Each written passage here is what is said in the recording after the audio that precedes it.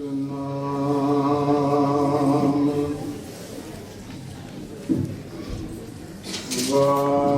ਵਾਹਿਗੁਰੂ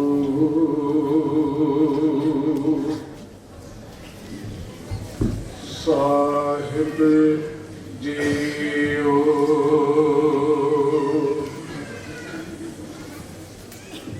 गुरु ग्रंथ साहिब जी की अमृत बाणी के वचन ने जिसनो बख्श लए मेरे प्यारे सो जस तेरा गावे कि हे मेरे प्यारे वाहिगुरु जी जिन्हां ते तुहाडी रहमत हो जाए जिन्हां ते तुसीं तुरदे हो दाता उन्हां दी निशानी है संगत दे विच बहना तेरा जस गायन अते सरवण करना। क्योंकि गुरु साहब जी ने एक बाणी का नाम जिहड़ा आनंद साहब रखा है। वैसे हर बंदे की दिली ख्वाहिश है, इच्छा है, डिजायर है कि वध तो वध मेरी जिंदगी दे विच खुशियां होण, सुख होवे, कोई भी दुख मेरी जिंदगी दे विच मैनूं व्यापे ना। इत्थों तक भी सवेर तो लैके शाम तक जिन्ने बंदा कर्म करता है ਉਹਦਾ मकसद है भी मेरी जिंदगी च सुख प्राप्त हो। जन्म तो लैके मरण तक बंदे की दौड़ रहती भी सुख की प्राप्ति हो जाए।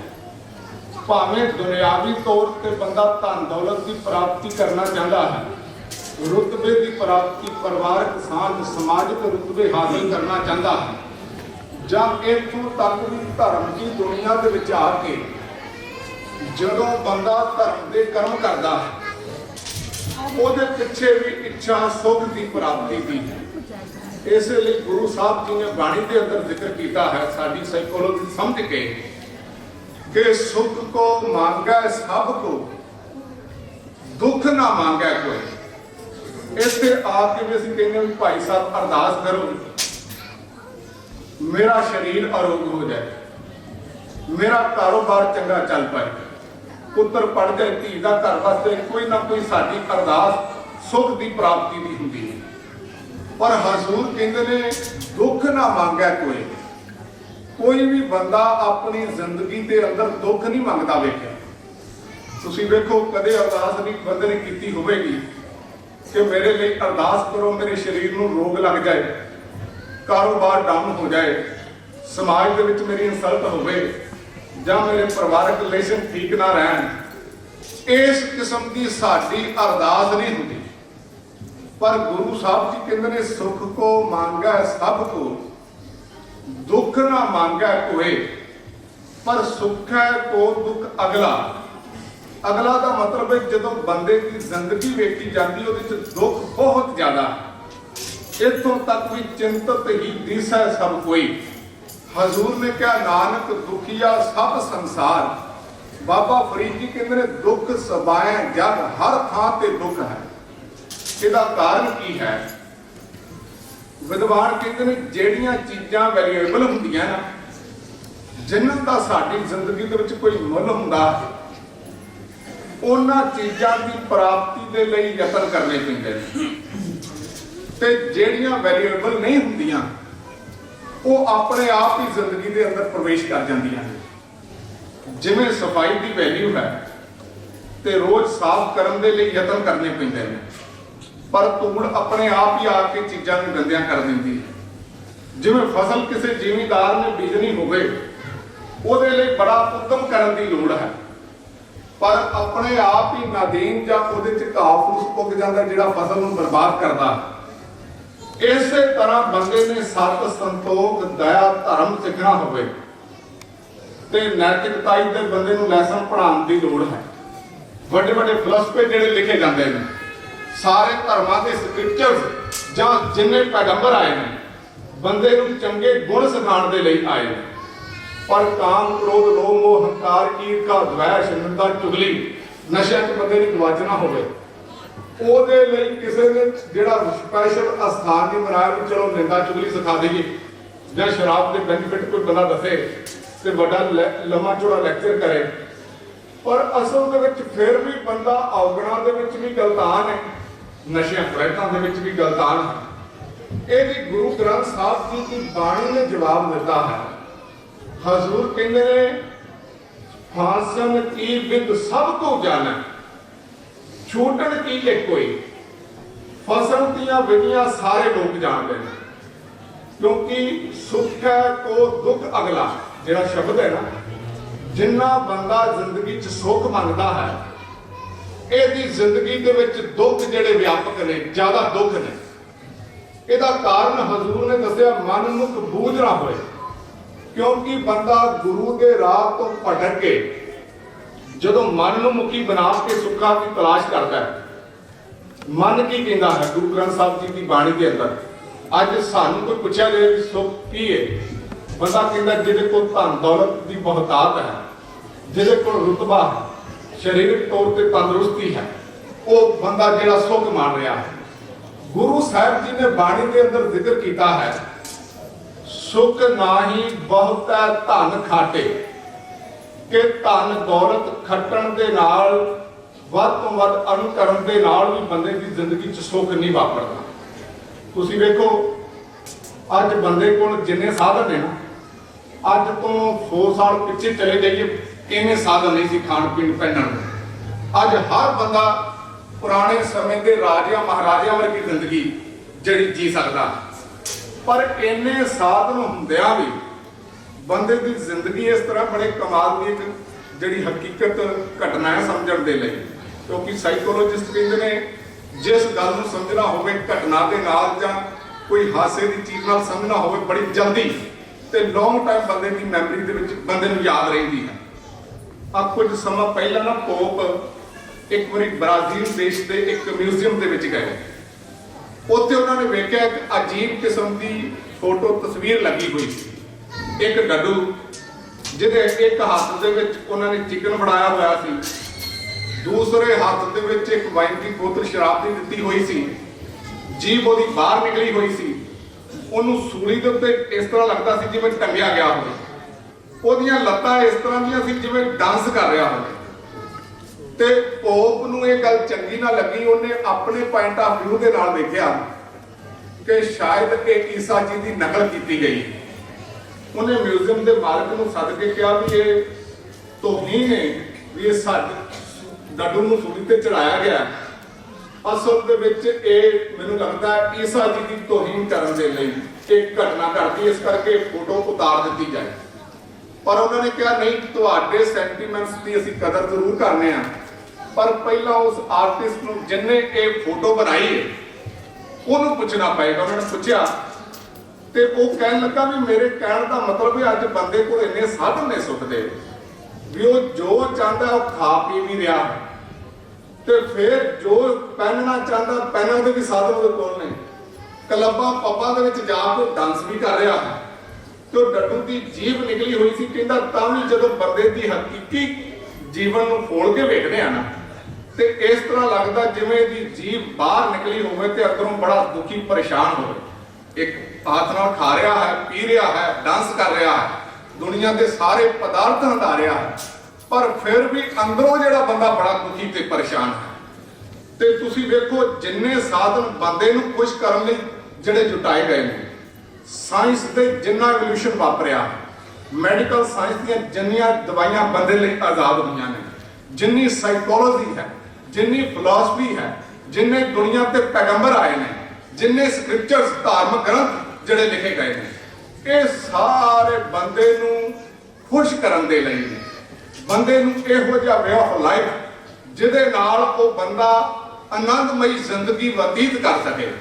ਪਰ ਗੁਰੂ ਸਾਹਿਬ ਜੀ ਕਹਿੰਦੇ ਨੇ ਜਦੋਂ ਅਸੀਂ ਮਨ ਨੂੰ ਮੁਖੀ ਬਣਾ ਲੈਨੇ ਆ ਤੇ ਅਸਲ ਦੇ ਵਿੱਚ ਫੇਰ ਗੁਰੂ ਦੀ ਗੱਲ ਸੁਣਨ ਤੋਂ ਅਸੀਂ ਜਿਹੜਾ ਇਨਕਾਰੀ ਹੋ ਜਾਂਦੇ ਆ, ਉਸ ਸਮੇਂ ਸਾਡੀ ਜ਼ਿੰਦਗੀ ਦੇ ਵਿੱਚ ਸੁੱਖ ਨਹੀਂ ਵਾਪਰਦਾ, ਬਲਕਿ ਇਸੇ ਬੰਦੇ ਦੀ ਇੱਛਾ ਨੂੰ ਅਖੌਤੀ ਧਰਮ ਦੀ ਦੁਨੀਆ ਦੇ ਵਿੱਚ ਵੀ ਕੈਸ਼ ਕੀਤਾ ਗਿਆ ਹੈ।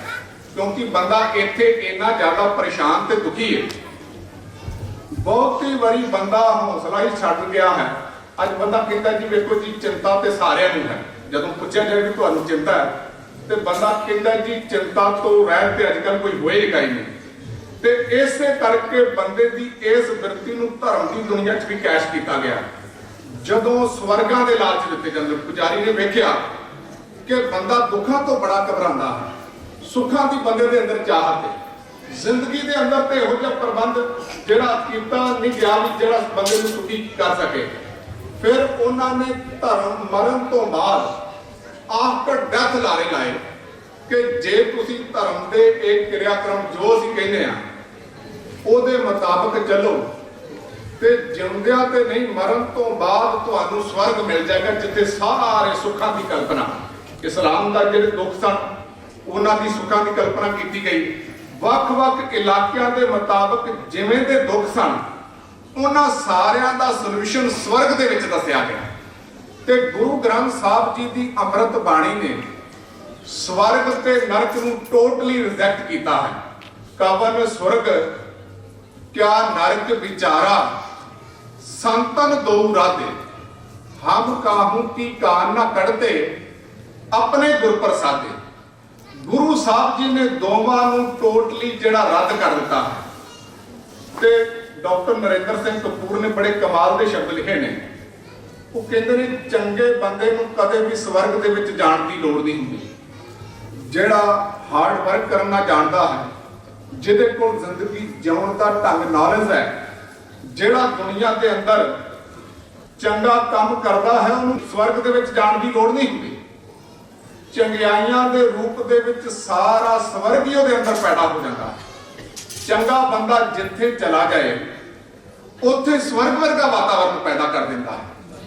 ਤੇ ਮਾੜੇ ਬੰਦੇ ਨੂੰ ਕਿਸੇ ਨਰਕ ਦੇ ਵਿੱਚ ਜਾਣ ਦੀ ਲੋੜ ਨਹੀਂ ਹੁੰਦੀ।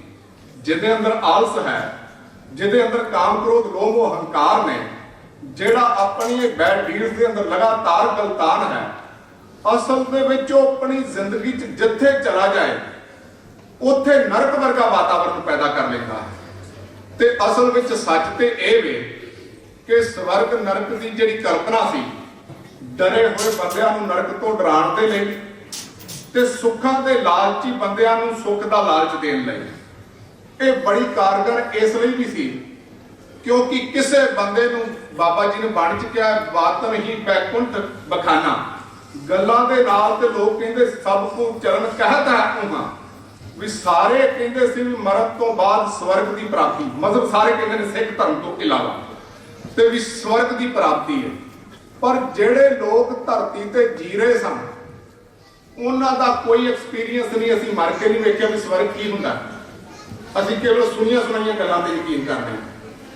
ਤੇ ਜਿਹੜੇ ਲੋਕ ਧਰਤੀ ਤੋਂ ਚਲੇ ਜਾਂਦੇ ਸੀ, ਮਰ ਜਾਂਦੇ ਸਨ, ਉਹਨਾਂ ਨੇ ਕਦੇ ਧਰਤੀ ਤੇ ਆ ਕੇ ਨਹੀਂ ਦੱਸਿਆ ਵੀ ਸਵਰਗ ਨਾਂ ਦੀ ਕੋਈ ਚੀਜ਼ ਹੁੰਦੀ। ਸਾਡੇ ਕੋਲ ਕੋਈ ਇਹੋ ਜਿਹਾ ਪ੍ਰਬੰਧ ਨਹੀਂ ਸੀ ਵੀ ਇਹਦੀ ਜਿਹੜੀ ਪੁੱਛ ਪੁਣਛਾਣ ਬੰਦਾ ਕਰ ਸਕੇ। ਇਸ ਕਰਕੇ ਉਹ ਲੋਕ ਜਿਨ੍ਹਾਂ ਨੂੰ ਬਿਲਕੁਲ ਥੋੜਾ ਬਹੁਤਾ ਵੀ ਇਲਮ ਨਹੀਂ ਸੀ, ਨੌਲੇਜ ਨਹੀਂ ਸੀ, ਗੁਜ਼ਾਰਿਸ਼ ਸ਼੍ਰੇਣੀ ਸਵਰਗ ਦੇ ਬਾਰੇ, ਬੜੇ ਕਮਾਲ ਦੀ ਗਾਥਾ ਸਮਝਣ ਲਈ ਕਹਿੰਦੇ ਨੇ ਕਿ ਪੰਡਤ ਜੀ ਚਲੇ ਜਾ ਰਹੇ ਸੀ ਕਿਧਰੇ ਸ਼ਹਿਰ ਦੇ ਵਿੱਚ ਤੇ ਉਹਨਾਂ ਨੇ ਕਿਧਰੇ ਵਿਖਿਆਨ ਕਰਨਾ ਸੀ। ਤੇ ਇੱਕ ਬੱਚੇ ਨੂੰ ਪੁੱਛਿਆ ਵੀ ਬੇਟਾ ਇੱਥੇ ਫਲਾਣਾ ਪਾਰਕ ਕਿੱਧਰ ਹੈ? ਤੇ ਤੁਹਾਨੂੰ ਪਤਾ ਵੀ ਬੱਚਿਆਂ ਨੇ ਕਈ ਵਾਰੀ ਸੱਚਾਈ ਦੀ ਗੱਲ ਕਰਨੀ ਹੋਵੇ ਤਾਂ ਪਰਵਾਹ ਨਹੀਂ ਕਰਦੇ ਕਿਸੇ ਦੀ। ਤੇ ਉਹਨਾਂ ਨੇ ਕਿਹਾ ਵੀ ਆਹ ਥੋੜੀ ਦੂਰ ਜਾਓ, ਸਿੱਧੇ ਚਲੇ ਜਾਓ, ਇੱਧਰ ਸੱਜੇ ਪਾਸੇ ਮੁੜ ਜਾਓ, ਤੁਹਾਨੂੰ ਉੱਥੇ ਪਾਰਕ ਦਿਸ ਪਏਗਾ। ਉਸ ਪੰਡਤ ਜੀ ਨੂੰ ਬੜਾ ਚੰਗਾ ਲੱਗਾ ਵੀ ਬੱਚੇ ਨੇ ਸੂਝ-ਬੂਝ ਨਾਲ ਜਵਾਬ ਦਿੱਤਾ ਤੇ ਕਹਿਣ ਲੱਗਾ ਬੇਟਾ ਮੈਂ ਤੇਰੇ ਤੋਂ ਪ੍ਰਭਾਵਿਤ ਹਾਂ, ਇਸ ਪਾਰਕ ਦੇ ਵਿੱਚ ਅੱਜ ਮੇਰਾ ਵਿਖਿਆਨ ਹੈ, ਤੂੰ ਮੈਨੂੰ ਪਾਰਕ ਜਾਣ ਦਾ ਰਸਤਾ ਦੱਸਿਆ ਤੇ ਤੂੰ ਉਸ ਪਾਰਕ ਦੇ ਵਿੱਚ ਆਈ, ਮੈਂ ਤੈਨੂੰ ਸਵਰਗ ਜਾਣ ਦਾ ਰਾਹ ਦੱਸਾਂਗਾ। ਤੇ ਬੱਚਾ ਕਹਿਣ ਲੱਗਾ ਪੰਡਤ ਜੀ ਤੁਹਾਡਾ ਨਾਂ ਕੀ ਹੈ? ਕਹਿਣ ਲੱਗਾ ਜੀ ਮੇਰਾ ਨਾਂ ਹਰੀ ਪ੍ਰਸਾਦ ਚਤੁਰਵੇਦੀ। ਕਹਿਣ ਲੱਗਾ ਮੈਂ ਲੋਕਾਂ ਨੂੰ ਸਵਰਗ ਦੇ ਵਿੱਚ ਜਾਣ ਦਾ ਰਾਹ ਦੱਸਣਾ। ਤੇ ਬੱਚਾ ਕਹਿਣ ਲੱਗਾ ਵੀ ਤੁਹਾਨੂੰ ਪਾਰਕ ਦਾ ਰਾਹ ਤੇ ਪਤਾ ਨਹੀਂ ਸੀ, ਉਹ ਤੇ ਤੁਸੀਂ ਮੇਰੇ ਕੋਲ ਪੁੱਛਿਆ ਤੇ ਤੁਸੀਂ ਕਹਿੰਦੇ ਹੋ ਵੀ ਮਰਨ ਤੋਂ ਬਾਅਦ ਮੈਂ ਤੁਹਾਨੂੰ ਸਵਰਗ ਦਾ ਰਾਹ ਦੱਸਾਂਗਾ। ਤੇ ਸੱਚ ਇਹ ਵੀ ਗੁਰੂ ਸਾਹਿਬ ਜੀ ਨੇ ਵੀ ਬਾਣੀ ਦੇ ਅੰਦਰ ਇਹ ਗੱਲ ਕਹੀ ਕਿ ਲੋਕ ਕਹਿੰਦੇ ਜ਼ਰੂਰ ਨੇ ਪਰ ਕੋਈ ਐਕਸਪੀਰੀਅੰਸ ਨਹੀਂ ਹੈ। ਜਿਹੜੇ ਬਲੀਵ ਕਰਦੇ ਨੇ ਉਹਨਾਂ ਕੋਲ ਵੀ ਕੋਈ ਮੀਨਿੰਗ ਲੋੜ ਨਹੀਂ ਹੈ ਸਮਝਣ ਦੇ ਲਈ। ਇਸ ਲਈ ਗੁਰੂ ਸਾਹਿਬ ਨੇ ਕਿਹਾ ਵੀ ਮੈਂ ਮਰਨ ਤੋਂ ਬਾਅਦ ਤੁਹਾਨੂੰ ਸਵਰਗ 'ਚ ਨਹੀਂ ਲੈ ਕੇ ਜਾਵਾਂਗਾ। ਹਾਂ, ਜੇ ਤੁਸੀਂ ਰੱਬ ਦੇ ਮੁਤਾਬਕ ਉਹਦੇ ਗੁਣ ਧਾਰਨ ਕਰਕੇ ਜ਼ਿੰਦਗੀ ਜਿਉਣ ਦੀ ਜਾਚ ਸਿੱਖ ਲਓ ਤੇ ਤੁਹਾਡੀ ਇਹ ਜ਼ਿੰਦਗੀ ਸਵਰਗ ਵਰਗੀ ਬਣ ਜਾਏਗੀ।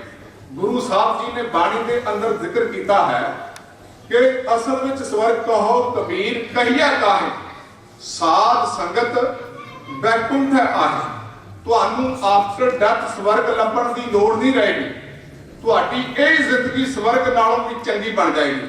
अज तुसीं देखो जिन्ने बंदे ने धरती के साधन पैदा कर लए ने ना, अज गोरियां दे विचों लोग बड़े अतीत नास्तिक ने, उन्हां नूं किधरे कहा जाए भी ये स्वर्ग दे विच फैसिलिटीज हुंदियां ने, तो बंदा जान लई तैयार नहीं होएगा, क्योंकि स्वर्ग तो वधिया वातावरण बंदे ने इत्थे पैदा कर लिया है। ते इत्थे इंटरनेट वर्गियां सहूलतां जिहड़ियां एरोप्लेन वर्गियां जिहड़ियां स्वर्ग दे विच भी कल्पना नहीं की गई, उस समय जिहड़ियां इस सहूलतां नूं बयान नहीं किया गया।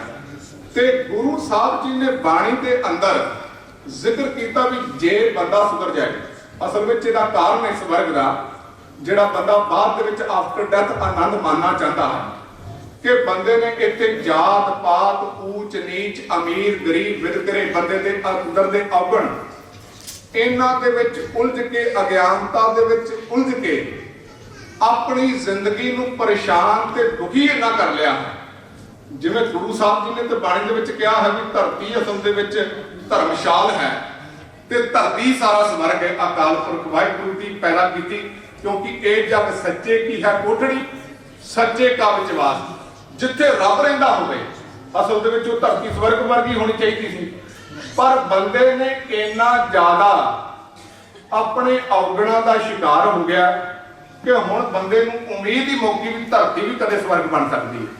जिवें कोई बच्चा उहनूं खिडौणे दित्ते जाण तोड़ दे, तोड़न तो बाद नविआं दी मंग करनी शुरू कर दे, सेम इसे तरह ये धरती धर्मशाल है, ये जग सच्चे की है कोठड़ी, पर बंदा इहदे च रहिंदिआं होइआं गुरु दी जीवन जाच नूं नहीं अपना सकिया, अवगुणां दा इन्ना गुलाम होया है कि बंदे नूं हुण उम्मीद ही मुक्की भी धरती भी स्वर्ग बन सकती है, भी ये भी जिहड़े असल दे विच हो सकता है।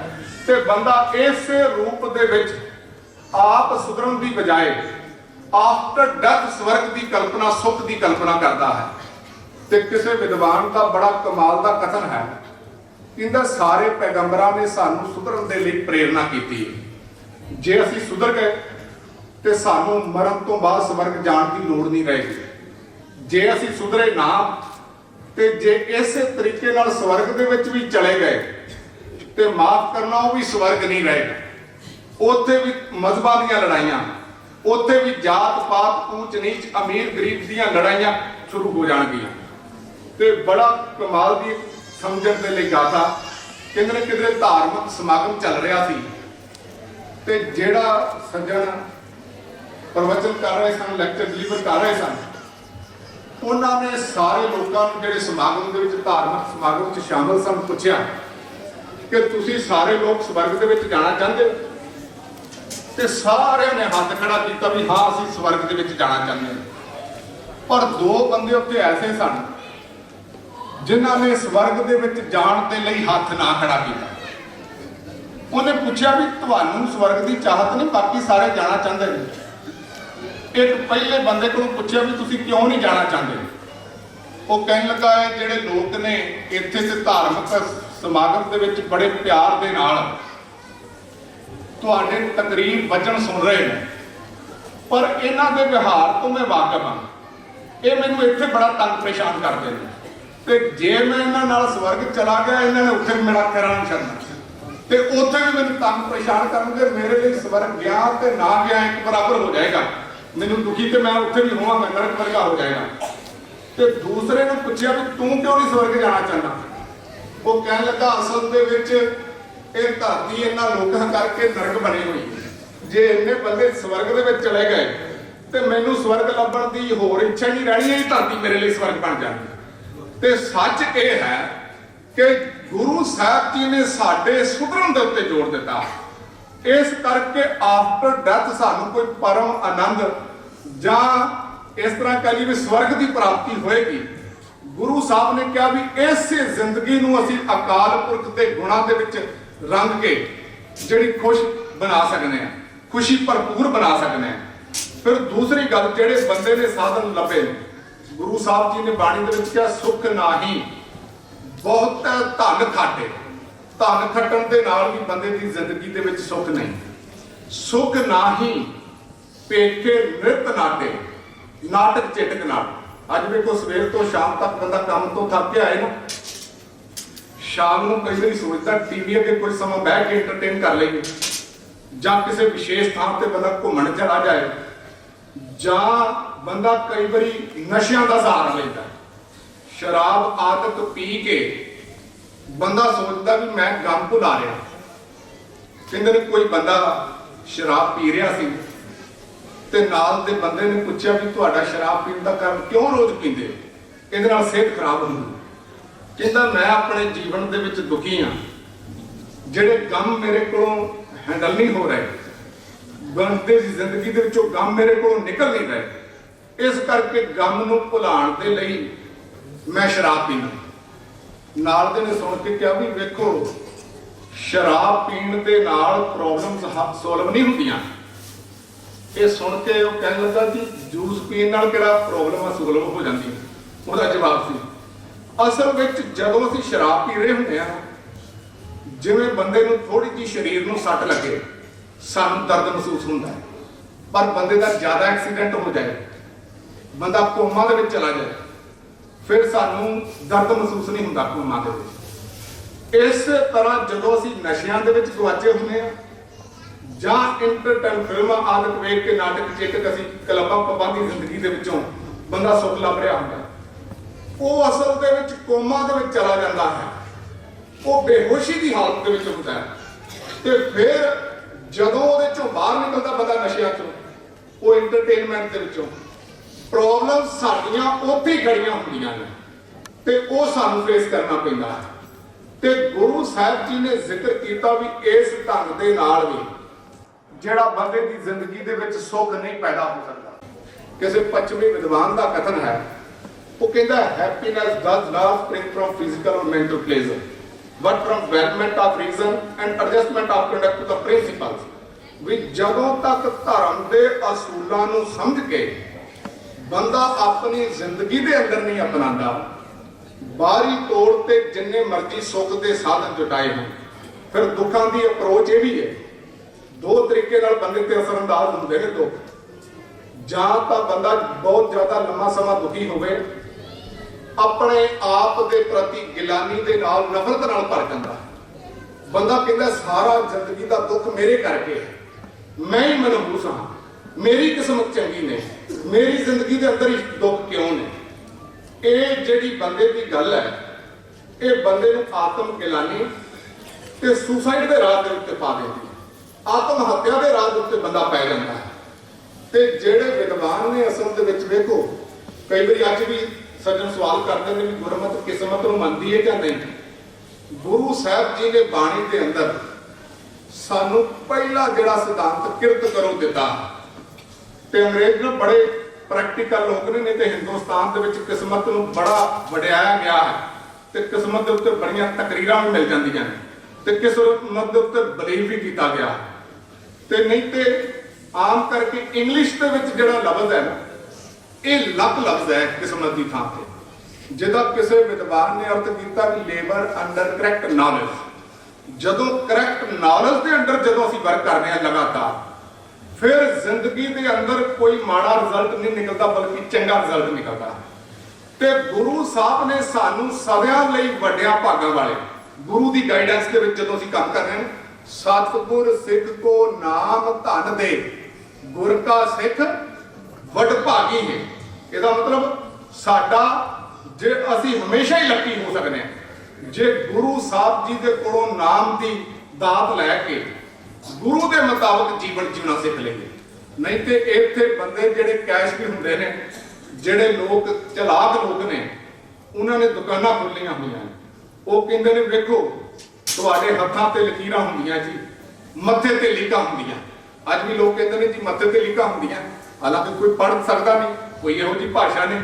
ਤੇ ਜਿਸ ਕਰਕੇ ਇਸ ਵੱਡੇ ਪੱਧਰ ਤੇ ਜਿਹੜਾ ਗੁੰਮਰਾਹ ਕੀਤਾ ਜਾਂਦਾ, ਹਿੰਦੁਸਤਾਨ ਦਾ ਮੀਡੀਆ ਵੀ ਵੱਡੇ ਪੱਧਰ ਤੇ ਅੰਧ ਵਿਸ਼ਵਾਸ ਦਾ ਪ੍ਰਚਾਰ ਕਰਦਾ ਹੈ ਤੇ ਜੋਤਸ਼ੀ ਵੀ ਵੱਡੇ ਵੱਡੇ ਇਹ ਦਾਅਵੇ ਕਰਦੇ ਨੇ ਵੇਖੋ ਜੀ ਹੱਥ ਦੀਆਂ ਲਕੀਰਾਂ ਹੁੰਦੀਆਂ। ਹਾਲਾਂਕਿ ਇਹਨਾਂ ਦਾ ਵਾਸਤਵਿਕ ਜ਼ਿੰਦਗੀ ਨਾਲ, ਕਿਸਮਤ ਦੇ ਨਾਲ ਕੋਈ ਲੈਣਾ ਦੇਣਾ ਨਹੀਂ। ਆ ਪਿੱਛੇ 40 ਸਾਲ ਦੀ ਰਿਸਰਚ ਤੋਂ ਬਾਅਦ ਨਾ ਵਿਗਿਆਨਕਾਂ ਨੇ ਰਿਜ਼ਲਟ ਕੱਢਿਆ ਵੀ ਇਹ ਬਿਲਕੁਲ ਜਿਹੜੀ ਝੂਠੀ ਗੱਲ ਹੁੰਦੀ ਹੈ, ਫੇਕ ਗੱਲ ਹੁੰਦੀ ਹੈ।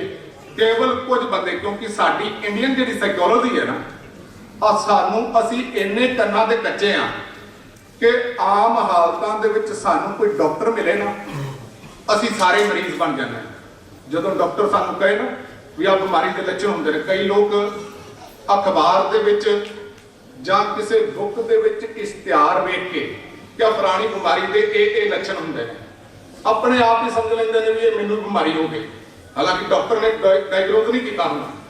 ਇਸੇ ਤਰ੍ਹਾਂ ਜੇ ਸਾਨੂੰ ਕੋਈ ਇੱਕ ਮਰੀਜ਼ ਮਿਲੇ ਫਿਰ ਅਸੀਂ ਸਾਰੇ ਡਾਕਟਰ ਬਣ ਜਾਂਦੇ ਹਾਂ, ਕਿਉਂਕਿ ਫਿਰ ਬੰਦਾ ਕਹਿੰਦਾ ਜੀ ਫਲਾਣੀ ਪਿਲਸ ਲੈ ਲਓ, ਆ ਫਲਾਣੀ ਦਵਾਈ ਖਾ ਲਓ, ਫਿਰ ਅਸੀਂ ਸਾਰੇ ਡਾਕਟਰ ਹੁੰਦੇ ਆ। ਇੱਕ ਮਰੀਜ਼ ਮਿਲੇ ਫਿਰ ਅਸੀਂ ਸਾਰੇ ਡਾਕਟਰ ਹੁੰਦੇ ਆ, ਤੇ ਇੱਕ ਡਾਕਟਰ ਮਿਲੇ ਤੇ ਅਸੀਂ ਸਾਰੇ ਮਰੀਜ਼ ਬਣ ਜਾਂਦੇ ਹਾਂ। ਇਸੇ ਤਰ੍ਹਾਂ ਉਹ ਲੋਕ ਜਿਹੜੇ ਕੁਝ ਕਾਮਨ ਗੱਲਾਂ ਕਰਦੇ ਨੇ, ਜਿਵੇਂ ਬੰਦੇ ਨੂੰ ਕਹਿਣਗੇ ਜੀ ਤੁਸੀਂ ਤੇ ਸਾਰਿਆਂ ਦਾ ਭਲਾ ਕਰਦੇ ਹੋ, ਪਰ ਤੁਹਾਡਾ ਕੋਈ ਭਲਾ ਨਹੀਂ ਸੋਚਦਾ। ਹਰ ਬੰਦਾ ਇਸੇ ਤਰ੍ਹਾਂ ਹੀ ਸੋਚਦਾ ਵੀ ਮੈਂ ਤਾਂ ਲੋਕਾਂ ਦਾ ਭਲਾ ਕਰ ਰਿਹਾ, ਪਰ ਲੋਕ ਮੇਰਾ ਬੁਰਾ ਕਰਨਾ ਚਾਹੁੰਦੇ। ਫਿਰ ਉਹ ਕਹਿਣਗੇ ਜੀ ਤੁਸੀਂ ਇੱਕ ਵਾਰੀ ਤੁਹਾਡਾ ਐਕਸੀਡੈਂਟ ਹੋਇਆ ਸੀ, ਬੜੀ ਮੁਸ਼ਕਲ ਤੁਹਾਡੀ ਜਾਨ ਬਚੀ, ਤੇ ਹਰ ਬੰਦਾ ਇਮੋਸ਼ਨਲ ਹੁੰਦਾ, ਕੋਈ ਨਾ ਕੋਈ ਛੋਟੀ ਮੋਟੀ ਘਟਨਾ ਵਾਪਰੀ ਹੁੰਦੀ ਹੈ, ਤੇ ਬੰਦਾ ਕਹਿੰਦਾ ਜੀ ਪੰਡਤ ਜੀ ਬਿਲਕੁਲ ਠੀਕ ਕਹਿੰਦੇ ਨੇ ਜੀ, ਵੇਖੋ ਜੀ ਫਲਾਣੀ ਥਾਂ ਤੇ ਮੇਰੀ ਡੈਥ ਹੋ ਜਾਣੀ ਸੀ, ਪਰ ਇਹ ਮੈਂ ਬੜੀ ਮੁਸ਼ਕਲ ਉਤੋਂ ਉੱਭਰਿਆ ਫਲਾਣੀ ਬਿਮਾਰੀ ਤੋਂ। ਫਿਰ ਉਹ ਕਹਿਣਗੇ ਜੀ ਤੁਹਾਡੇ ਕੋਲ ਮਾਇਆ ਆਉਂਦੀ ਤੇ ਬੜੀ ਹੈ, ਪਰ ਜਾਂਦੀ ਨਹੀਂ, ਦਿਸਦੀ ਬਰਕਤ ਨਹੀਂ ਹੁੰਦੀ। ਤੇ ਬੰਦਾ ਕਹਿੰਦਾ ਜੀ ਗੁਆਂਢੀਆਂ ਦੇ ਜ਼ਰੂਰ ਟਰੰਕ ਭਰੇ ਪਏ ਨੇ, ਬਿਲਕੁਲ ਠੀਕ ਹੈ ਗੱਲ ਵੀ ਮੇਰੇ ਕੋਲ ਮਾਇਆ ਆਈ ਤੇ ਬੜੀ ਹੈ, ਪਰ ਟਿਕਦੀ ਨਹੀਂ।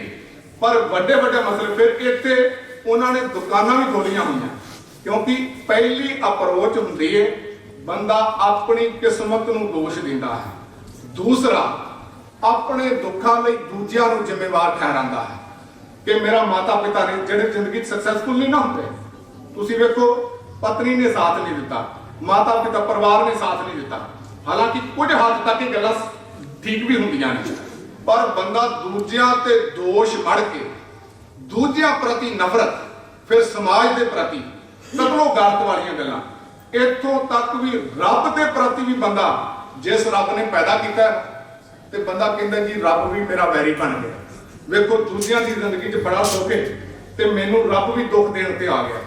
ਇੱਥੋਂ ਤੱਕ ਵੀ ਧਾਰਮਿਕ ਸਥਾਨਾਂ ਤੇ ਵੀ ਜਦੋਂ ਬੰਦਾ ਹੁੰਦਾ ਹੈ ਨਾ, ਤੇ ਬੜਾ ਬਹੁਤੀ ਵਾਰੀ ਗੁਰੂ ਦਾ ਰੱਬ ਦਾ ਹੁਕਮ ਸਮਝਣ ਤੇ ਮੰਨਣ ਦੀ ਬਜਾਏ ਬੰਦਾ ਅਰਦਾਸਾਂ ਦੇ ਰੂਪ ਦੇ ਵਿੱਚ ਰੱਬ ਨੂੰ ਹੁਕਮ ਕਰਨ ਵਾਸਤੇ ਆਇਆ ਹੁੰਦਾ।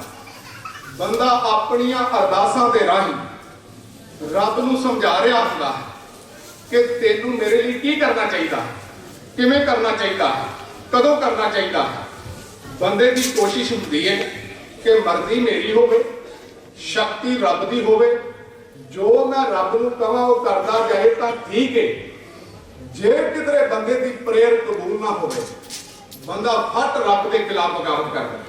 ਬੰਦਾ ਕਹਿੰਦਾ ਜੀ ਬੜਾ ਗੁਰਦੁਆਰਿਆਂ 'ਚ ਜਾ ਕੇ ਵੇਖ ਲਿਆ, ਬੜੀਆਂ ਸੁਖਮਣੀਆਂ ਦੇ ਪਾਠ ਕਰ ਲਏ। ਇਸ ਕਰਕੇ ਇੱਕ ਵਿਦਵਾਨ ਨੇ ਕਿਹਾ ਸੀ ਕਿ ਮਨਮੁਖ ਬੰਦੇ ਦਾ ਰੱਬ ਜੰਮਦਾ ਮਰਦਾ ਰਹਿੰਦਾ, ਕਿਉਂਕਿ ਅਸਲੀ ਰੱਬ ਤੇ ਜੰਮਦਾ ਮਰਦਾ ਨਹੀਂ, ਪਰ ਮਨਮੁਖ ਬੰਦਾ ਆਪਣੀਆਂ ਗਰਜ਼ਾਂ ਦੇ ਨਾਲ ਅਸਲੀ ਰੱਬ ਦਾ ਕਨਸੈਪਟ ਸਮਝਣ ਦੀ ਬਜਾਏ ਦਿਮਾਗ ਦੇ ਵਿੱਚ ਇਮੇਜਿਨ ਕਰਦਾ ਵੀ ਰੱਬ ਇਸ ਤਰ੍ਹਾਂ ਦਾ ਹੋਏਗਾ, ਉਸ ਰੱਬ ਦੇ ਸਾਹਮਣੇ ਪ੍ਰੇਅਰਸ ਕਰਦਾ, ਤੇ ਜਦੋਂ ਪ੍ਰੇਅਰਸ ਪੂਰੀਆਂ ਨਾ ਹੋਣ ਉਸੇ ਰੱਬ ਨੂੰ ਮਿਟਾ ਦਿੰਦਾ ਆਪਣੀ ਕਲਪਨਾ 'ਚ, ਕਿਉਂਕਿ ਹਕੀਕੀ ਰੱਬ ਨਾਲ ਉਹਦਾ ਵਾਹ ਨਹੀਂ ਪਿਆ ਹੁੰਦਾ ਵੀ ਉਹਦੇ ਜ਼ਰਰੇ ਜ਼ਰਰੇ ਦੇ ਵਿੱਚ ਉਹ ਵਿਆਪਕ ਹੈ। ਇਸ ਕਰਕੇ ਮਨਮੁਖ ਬੰਦੇ ਦੀਆਂ ਅਰਦਾਸਾਂ ਪੂਰੀਆਂ ਹੁੰਦੀਆਂ ਰਹਿਣ ਤਾਂ ਰੱਬ ਦੀ ਹੋਂਦ ਮੰਨਦਾ ਹੈ, ਜੇ ਅਰਦਾਸਾਂ ਪੂਰੀਆਂ ਨਾ ਹੋਣ ਤੇ ਆਪ ਹੀ ਰੱਬ ਨੂੰ ਇਨਵੈਂਟ ਕਰਦਾ ਤੇ ਡਿਸਟਰੋਏ ਕਰਦਾ ਆਪਣੀ ਕਲਪਨਾ ਦੇ ਵਿੱਚੋਂ। ਇਸ ਕਰਕੇ ਮਨਮੁਖ ਬੰਦੇ ਦਾ ਰੱਬ ਵੀ ਜੰਮਦਾ ਮਰਦਾ ਰਹਿੰਦਾ ਹੈ, ਤੇ ਰੱਬ ਨੂੰ ਦੋਸ਼ ਦੇਣ ਦੀ ਬਜਾਏ ਹੋਰ ਕੁਦਰਤ ਦੀਆਂ ਬੜੀਆਂ ਸ਼ਕਤੀਆਂ ਨੂੰ ਦੁਖੀ ਬੰਦਾ ਜਿਹੜਾ ਦੋਸ਼ ਦਿੰਦਾ ਹੈ। ਅੱਜ ਵੇਖੋ ਬੰਦਾ ਕਈ ਵਾਰੀ ਬੰਦੇ ਨੂੰ ਸਮਝ ਲੈਂਦਾ ਵੀ ਆ ਫਲਾਣਾ ਬੰਦਾ ਮੇਰੇ ਲਈ ਲੱਕੀ ਹੈ ਤੇ ਫਲਾਣਾ ਬੰਦਾ ਮੇਰੇ ਲਈ ਮਨਹੂਸ ਹੈ। ਬੜੇ ਲੋਕ ਨੇ ਜਿਹੜੇ ਕਹਿੰਦੇ ਨੇ ਜੀ ਸਾਡੇ ਅੱਜ ਤਾਂ ਟੀਵੀ ਤੇ ਵੀ, ਜੇ ਹਿੰਦੁਸਤਾਨ ਦੇ ਮੀਡੀਆ ਕਿਉਂਕਿ ਸਾਡਾ ਵੀ ਬਾਹਰ ਜ਼ਿਆਦਾ ਇਸ ਤਰ੍ਹਾਂ ਹੀ ਪੈਂਦਾ, ਤੇ ਉਹ ਕਹਿੰਦੇ ਨੇ ਫਲਾਣੇ ਬੰਦੇ ਦਾ ਕੰਮ ਚੱਲ ਰਿਹਾ ਸੀ ਤੇ ਉਹਦੀ ਨਜ਼ਰ ਲੱਗ ਗਈ, ਨਜ਼ਰ ਲੱਗਣ ਨੂੰ ਜਿਹੜਾ ਮੰਨਿਆ ਜਾਂਦਾ। ਤੇ ਬੰਦਾ ਵੀ ਭਰਮ ਪਾ ਲੈਂਦਾ ਵੀ ਫਲਾਣਾ ਬੰਦਾ ਜਦੋਂ ਮਿਲਦਾ ਸੀ ਉਦੋਂ ਮੇਰਾ ਨੁਕਸਾਨ ਹੋ ਜਾਂਦਾ। ਤੁਸੀਂ ਵੇਖੋ ਪਿੰਡਾਂ ਦੇ ਵਿੱਚ ਨਾ, ਪੰਜਾਬ ਦੇ ਵਿੱਚ ਖਾਸ ਕਰਕੇ ਲੋਕ ਪਿੰਡਾਂ 'ਚ ਕਹਿੰਦੇ ਹੁੰਦੇ ਸਨ ਜਿਨ੍ਹਾਂ ਨੂੰ ਕਿਧਰੇ ਨੰਬਰਦਾਰ ਮਿਲ ਪਏ ਨਾ ਤੇ ਉਹਦਾ ਕੰਮ ਨਹੀਂ ਬਣਦਾ ਜਾਂ ਉਹਦਾ ਨੁਕਸਾਨ ਹੋ ਜਾਂਦਾ। ਉਹਦਾ ਕਾਰਨ ਵੀ ਬਹੁਤੇ ਨੰਬਰਦਾਰ ਅੰਗਰੇਜ਼ ਗਵਰਨਮੈਂਟ ਦੀ ਨੌਕਰੀ ਕਰਦੇ ਸਨ। ਮਾਮਲਾ ਆਦਿ ਕੋਈ ਗਰਾਣਾ ਹੁੰਦਾ ਸੀ। ਕਈ ਵਾਰੀ ਪਿੰਡਾਂ ਦੇ ਵਿੱਚ ਬੰਦਿਆਂ ਨੂੰ ਝੂਠਾ ਫਸਾ ਵੀ ਦਿੰਦੇ ਸਨ ਤੇ ਜ਼ਾਲਮ ਵੀ ਸਾਬਤ ਹੁੰਦੇ ਸਨ। ਤੇ ਉਹਨਾਂ ਲੋਕ ਫਿਰ ਜੇ ਮਾਮਲਾ ਲੈਣਾ ਤੇ ਕਿਉਂਕਿ ਪੁਰਾਣੇ ਬਜ਼ੁਰਗ ਲਿਹਾਜ਼ ਨਹੀਂ ਸੀ ਕਰਦੇ, ਜਿਹਦੀ ਮਰਜ਼ੀ ਸਵੇਰੇ ਸਵੇਰੇ ਲਾਹ ਪਾ ਕਰਦੇ ਨੇ, ਸਾਰਾ ਦਿਨ ਬੰਦੇ ਦਾ ਮੂਡ ਅਪਸੈਟ ਰਹਿੰਦਾ ਸੀ। ਤੇ ਲੋਕਾਂ ਨੇ ਇਹੋ ਜਿਹੀਆਂ ਖਬਰਾਂ ਹੀ ਬਣਾ ਦਿੱਤੀਆਂ ਸਨ, ਫੈਲਾ ਦਿੱਤੀਆਂ ਸੀ ਅਫਵਾਹਾਂ ਕਿ ਜਿਨ੍ਹਾਂ ਨੂੰ ਨੰਬਰਦਾਰ ਮਿਲ ਜਾਏ ਉਹਦਾ ਸਾਰਾ ਦਿਨ ਕੰਮ ਨਹੀਂ ਬਣਦਾ। ਇਸ ਤਰ੍ਹਾਂ ਦੀਆਂ ਅਫਵਾਹਾਂ ਰਹੀਆਂ।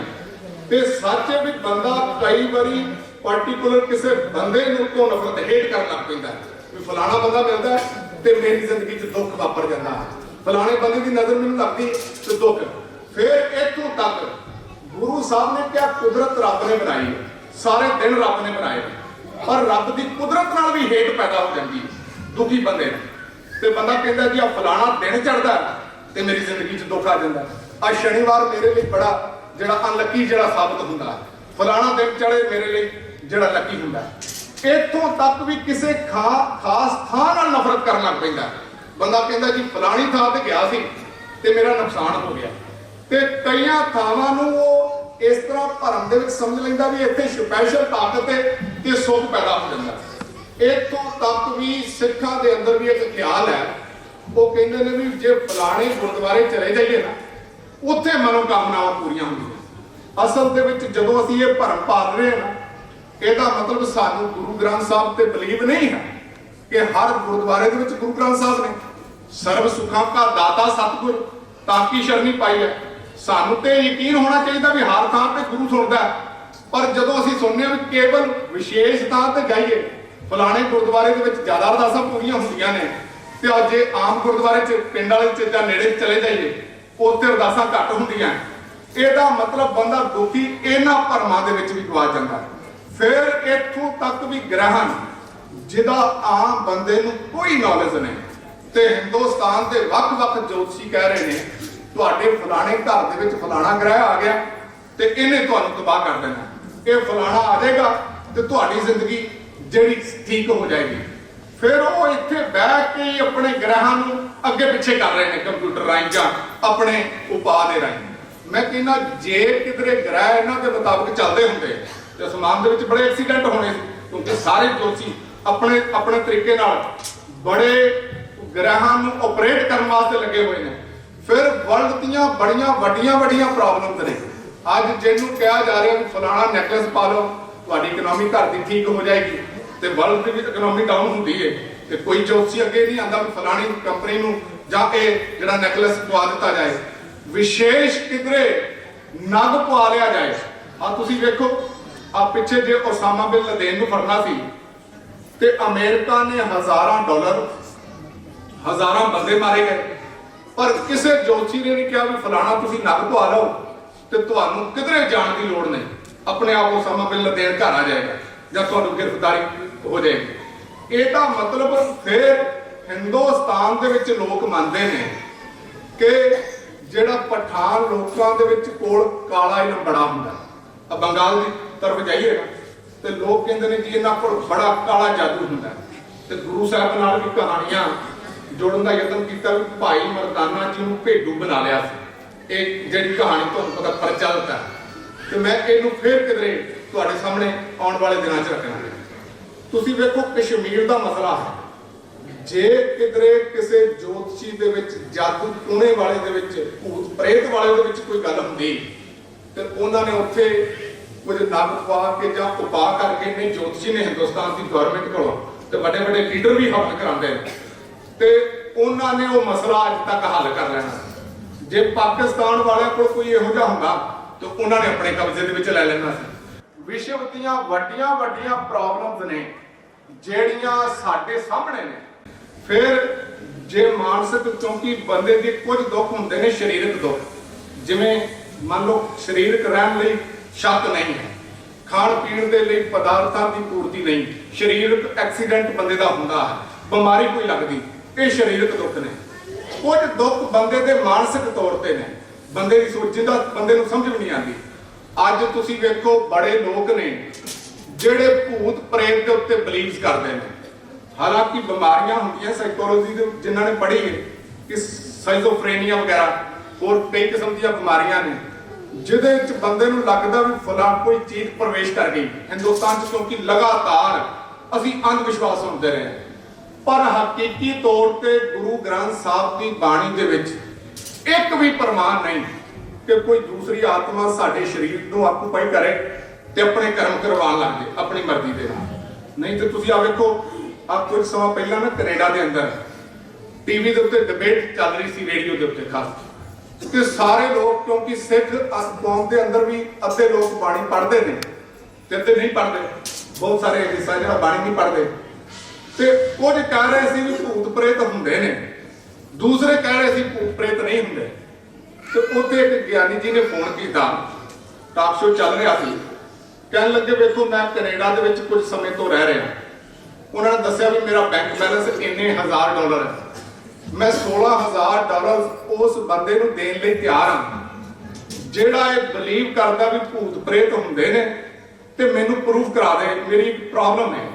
ਕਹਿੰਦੇ ਮੈਂ ਕੈਨੇਡਾ ਦੇ ਵਿੱਚ ਪੱਕੇ ਹੋਣਾ ਤੇ ਪੱਕੇ ਲਈ ਆਈਲੈਟਸ ਵਗੈਰਾ ਚਾਹੀਦੀ, ਇੰਗਲਿਸ਼ ਮੈਨੂੰ ਚਾਹੀਦੀ, ਤੇ ਮੈਨੂੰ 2-3 ਘੰਟੇ ਲਈ ਗੋਰੇ ਦਾ ਭੂਤ ਚਾਹੀਦਾ ਵੀ ਉਹ ਮੇਰੇ ਵਿੱਚ ਪ੍ਰਵੇਸ਼ ਕਰੇ ਤੇ ਪ੍ਰਵੇਸ਼ ਕਰਨ ਤੋਂ ਬਾਅਦ ਫਰਾਟੇਦਾਰ ਇੰਗਲਿਸ਼ ਬੋਲੇ ਤੇ ਬਾਅਦ ਦੇ ਵਿੱਚ ਉਹ ਟੈਸਟ ਹੋ ਜਾਏ ਤੇ ਫਿਰ ਤੁਹਾਨੂੰ ਮੈਂ ਉਹ ਸਾਰਾ ਬੈਂਕ ਬੈਲੈਂਸ ਤੁਹਾਨੂੰ ਦੇਣ ਦੇ ਲਈ ਤਿਆਰ ਹਾਂ। ਤੇ ਸਾਰੀ ਜਿਹੜੀ ਡਿਬੇਟ ਉਧਰ ਘੁੰਮ ਗਈ ਕਿ ਜਿਹਦੇ ਕੋਲ ਹੈ ਭੂਤ, ਹਾਲਾਂਕਿ ਵੇਖਿਆ ਕਿਸੇ ਨੇ ਨਹੀਂ, ਤੇ ਬਿਮਾਰੀਆਂ ਹੁੰਦੀਆਂ ਮਾਨਸਿਕ ਤੌਰ ਤੇ ਬੰਦਾ ਬੜਾ ਬੁਰੀ ਤਰ੍ਹਾਂ ਜਿਹੜਾ ਉਲਝਦਾ ਹੈ। ਇਸ ਕਰਕੇ ਇਹ ਸਾਰੇ ਵੇਖੋ ਦੁੱਖ ਸੁੱਖ ਦੀ ਚਾਹਤ ਤੇ ਦੁੱਖਾਂ ਦੇ ਡਰ ਦਾ ਇੱਕ ਦੋ ਨਹੀਂ, ਬੜਾ ਲੰਮਾ ਚੌੜਾ ਜਿਹੜਾ ਕਾਰੋਬਾਰ ਹੈ ਧਰਮ ਦੀ ਦੁਨੀਆ ਦੇ ਅੰਦਰ ਵੀ, ਜਿਹੜਾ ਧਾਗੇ ਤਵੀਰ ਤੋਂ ਲੈ ਕੇ ਫਿਰ ਰਾਜਨੀਤਿਕ ਦੁੱਖ ਕੁਝ ਹੁੰਦੇ ਨੇ, ਕੁਝ ਸਮਾਜਿਕ ਦੁੱਖ ਹੁੰਦੇ ਨੇ ਤੇ ਕੁਝ ਕੌਮੀ ਤੌਰ ਤੇ ਦੁੱਖ ਹੁੰਦੇ ਨੇ। ਜਿਵੇਂ ਆਪਤਿਤ ਪੁਣੇ ਦੀ ਸਮੱਸਿਆ, ਇਹ ਕਿਸੇ ਹੋਰ ਕੌਮ ਦਾ ਦੁੱਖ ਨਹੀਂ ਹੈ। ਇਸੇ ਤਰ੍ਹਾਂ ਕੁਝ ਧਾਰਮਿਕ ਦੁੱਖ ਜਨਮ ਲੈਂਦੇ ਨੇ, ਜਿਵੇਂ ਆ ਧਾਰਮਿਕ ਅਸਥਾਨ ਜਿਹਦੇ ਬਾਰੇ ਜਿੱਥੇ ਸਾਡਾ ਗੁਰੂ ਗ੍ਰੰਥ ਸਾਹਿਬ ਜੀ ਨੇ, ਤੇ ਗੁਰੂ ਗ੍ਰੰਥ ਸਾਹਿਬ ਜੀ ਦੇ ਬਾਰੇ ਅਸੀਂ ਸਾਰੇ ਪੜ੍ਹਨੇ ਆ ਕਿ ਆਨੰਦ ਸੁਣੋ ਵਡਭਾਗਿਓ ਸਗਲ ਮਨੋਰਥ ਪੂਰੇ, ਜਿੱਥੋਂ ਸਾਰੇ ਮਨੋਰਥ ਪੂਰੇ ਹੁੰਦੇ ਨੇ, ਤੇ ਆਨੰਦ ਪਿਆ ਮੇਰੀ ਮਾਏ ਸਤਿਗੁਰੂ ਮੈਂ ਪਾਇਆ, ਜਾਂ ਸਰਬ ਸੁਖਾਂ ਦਾ ਦਾਤਾ ਸਤਿਗੁਰ ਤਾਂ ਕੀ ਸ਼ਰਨੀ ਪਾਈ ਹੈ। ਪਰ ਇਹ ਜਦੋਂ ਧਾਰਮਿਕ ਅਸਥਾਨ ਕੁਝ ਬੰਦੇ ਕਬਜ਼ਾ ਕਰਨਾ ਚਾਹਣ, ਗਲਤ ਢੰਗ ਦੇ ਨਾਲ ਇਹਨੂੰ ਚਲਾਉਣਾ ਚਾਹਣ, ਆਪਸ ਵਿੱਚ ਧੜੇਬਾਜ਼ੀਆਂ ਦੀ ਲੜਾਈ ਹੋਵੇ ਤੇ ਭਰਾ ਮਾਰੂ ਜੰਗ ਸ਼ੁਰੂ ਹੋ ਜਾਏ, ਸਿੱਖ ਦੀਆਂ ਪੱਗਾਂ ਨਾਲ ਲੱਗ ਪੈਣ, ਇਹ ਕੌਮੀ ਦੁੱਖ ਬਣ ਜਾਂਦੇ ਨੇ। ਅਸਲ ਦੇ ਵਿੱਚ ਇਹ ਕੌਮ ਦੇ ਨਾਲ ਸੰਬੰਧਿਤ ਦੁੱਖ ਨੇ। ਇਸੇ ਤਰ੍ਹਾਂ ਕੁਝ ਦੁੱਖ ਨੇ ਸਾਰੇ ਸੰਸਾਰ ਦੇ ਪ੍ਰਤੀ, ਜਿਵੇਂ ਓਜ਼ੋਨ ਦੀ ਪਰਤ ਫਟ ਰਹੀ, ਵਾਤਾਵਰਣ ਦੀ ਸਮੱਸਿਆ ਹੈ, ਧਰਤੀ ਦੀ ਜਿਹੜੀ ਪੋਲਿਊਸ਼ਨ ਜਿਹੜਾ ਵੱਧ ਰਿਹਾ ਹੈ, ਦੁਨੀਆ ਦੇ ਅੰਦਰ ਸਾਰੇ ਦੁੱਖ, ਜਿਹਨੂੰ ਅਸੀਂ ਕਹਿੰਦੇ ਆ ਨਾ ਗੁਰੂ ਗ੍ਰੰਥ ਸਾਹਿਬ ਜੀ ਦੀ ਹਜ਼ੂਰੀ ਦੇ ਵਿੱਚ ਕਿ ਨਾਨਕ ਨਾਮ ਚੜ੍ਹਦੀ ਕਲਾ ਤੇਰੇ ਭਾਣੇ ਸਰਬਤ ਦਾ ਭਲਾ, ਇਹ ਕੇਵਲ ਅੱਜ ਦੀ ਜਿਹੜੀ ਵਿਚਾਰ ਸੀ, ਪ੍ਰਵੇਸ਼ ਸੀ ਕੇਵਲ ਇੱਕ ਭੂਮਿਕਾ ਦੇ ਤੌਰ ਤੇ ਕਿ ਆਨੰਦ ਸਾਹਿਬ ਦੀ ਬਾਣੀ ਦੇ ਅੰਦਰ ਵਰਲਡ ਦੀਆਂ ਸਾਰੀਆਂ ਸਮੱਸਿਆਵਾਂ, ਵੈਸੇ ਸਾਰੀ ਬਾਣੀ ਦੇ ਵਿੱਚ ਟੌਪਿਕ ਨੇ, ਤੇ ਗੁਰੂ ਗ੍ਰੰਥ ਸਾਹਿਬ ਦੀ ਬਾਣੀ ਦੇ ਵਿੱਚ ਇਸੇ ਕਰਕੇ ਅਰਨਲਡ ਟਾਈਮੀ ਨੇ ਲਿਖਿਆ ਸੀ ਕਿ ਗੁਰੂ ਗ੍ਰੰਥ ਸਾਹਿਬ ਜੀ ਦੀ ਬਾਣੀ ਬੰਦੇ ਦੀਆਂ ਸਾਰੀਆਂ ਸਮੱਸਿਆਵਾਂ ਦਾ ਹੱਲ ਹੈ। ਜਿਹੜਾ ਗੁਰੂ ਗ੍ਰੰਥ ਸਾਹਿਬ ਜੀ ਦੀ ਬਾਣੀ ਪੜ੍ਹੇਗਾ ਉਹ ਕਹਿੰਦਾ ਮੇਰੇ ਸਾਹਮਣੇ ਕੋਈ ਵੀ ਤੁਸੀਂ ਪ੍ਰੋਬਲਮ ਰੱਖੋ, ਮੈਂ ਗੁਰੂ ਗ੍ਰੰਥ ਸਾਹਿਬ ਜੀ ਦੀ ਬਾਣੀ ਦੇ ਵਿੱਚੋਂ ਸੋਲੂਸ਼ਨ ਲੱਭ ਕੇ ਤੁਹਾਨੂੰ ਦੱਸਾਂਗਾ ਕਿ ਅਸਲ ਵਿੱਚ ਗੁਰੂ ਗ੍ਰੰਥ ਸਾਹਿਬ ਜੀ ਦੀ ਬਾਣੀ ਬੰਦੇ ਨੂੰ ਬਿਲਕੁਲ ਪੂਰਾ ਸੁੱਖ ਤੇ ਆਨੰਦ ਜਿਹਨੂੰ ਕਿਹਾ ਗਿਆ, ਜਿਹਦੀ ਡੈਫੀਨੇਸ਼ਨ ਹੈ ਜਿਹਨੂੰ ਕੇਵਲ ਮਾਣਿਆ ਹੀ ਜਾ ਸਕਦਾ ਹੈ, ਆਨੰਦ ਸਭ ਕੋ ਕਹਾਂ, ਆਨੰਦ ਗੁਰੂ ਤੇ ਜਾਣਿਆ ਤੇ ਆਪਣੀ ਜ਼ਿੰਦਗੀ 'ਚ ਹੰਡਾਇਆ ਜਾ ਸਕਦਾ ਹੈ, ਉਹ ਸਾਰੇ ਸੁੱਖ ਗੁਰੂ ਗ੍ਰੰਥ ਸਾਹਿਬ ਜੀ ਦੀ ਅੰਮ੍ਰਿਤ ਬਾਣੀ ਦੇ ਵਿੱਚ ਨੇ। ਆਨੰਦ ਸਾਹਿਬ ਦੀ ਬਾਣੀ ਇਸ ਰੂਪ ਦੇ ਵਿੱਚ ਸਮਝਣ ਦਾ ਯਤਨ ਕਰਨਾ ਹੈ ਕਿ ਗੁਰੂ ਗ੍ਰੰਥ ਸਾਹਿਬ ਜੀ ਦੀ ਬਾਣੀ ਸਾਨੂੰ ਸਾਰਾ ਕੁਝ ਦੇਣ ਦੇ ਸਮਰੱਥ ਹੈ। ਚਾਰ ਪਦਾਰਥ ਜੀ ਕੋ ਮੰਗੈ ਸਾਧ ਜਨਾਂ ਕੀ ਸੇਵਾ ਲਾਗੈ, ਤੇ ਸਾਡੇ ਸਾਰੇ ਦੁੱਖਾਂ ਨੂੰ ਦੂਰ ਕਰਨ ਦੇ ਸਮਰੱਥ ਹੈ। ਤੇ ਜ਼ਿੰਦਗੀ ਭਾਵੇਂ ਪਰਿਵਾਰਕ ਤੌਰ ਤੇ ਹੋਵੇ, ਆਰਥਿਕ ਤੌਰ ਤੇ ਹੋਵੇ, ਰਾਜਨੀਤਿਕ ਤੌਰ ਤੇ ਹੋਵੇ, ਧਾਰਮਿਕ ਤੌਰ ਤੇ ਹੋਵੇ, ਸਮਾਜਿਕ ਤੌਰ ਤੇ ਹੋਵੇ, ਖੁਸ਼ੀਆਂ ਭਰਪੂਰ ਬਣਾਉਣ ਦੇ ਲਈ ਗੁਰੂ ਸਾਹਿਬ ਜੀ ਨੇ ਅੰਮ੍ਰਿਤ ਬਾਣੀ ਦੇ ਅੰਦਰ ਸਾਰਾ ਕੁਝ ਰੱਖਿਆ ਹੈ। गुरु साहब जी मेहर करन ਇਹ ਅਮੋਲਕ ਵਿਚਾਰ ਜੋ ਗੁਰੂ ਗ੍ਰੰਥ ਸਾਹਿਬ ਜੀ ਦੀ ਬਾਣੀ ਦੇ ਵਿੱਚੋਂ ਆਪਾਂ ਸਰਵਣ ਕੀਤੇ ਨੇ ਸਾਡੀ ਜ਼ਿੰਦਗੀ ਦਾ ਹਿੱਸਾ ਬਣ ਜਾਣ। ਗਲਤੀਆਂ ਭੁੱਲਾਂ ਦੀ ਖਿਮਾ ਕਰਦੇ ਹੋਏ ਫਤਿਹ ਦੀ ਸਾਂਝ ਕਰੋ ਜੀਓ। ਵਾਹਿਗੁਰੂ ਜੀ ਕਾ ਖਾਲਸਾ ਵਾਹਿਗੁਰੂ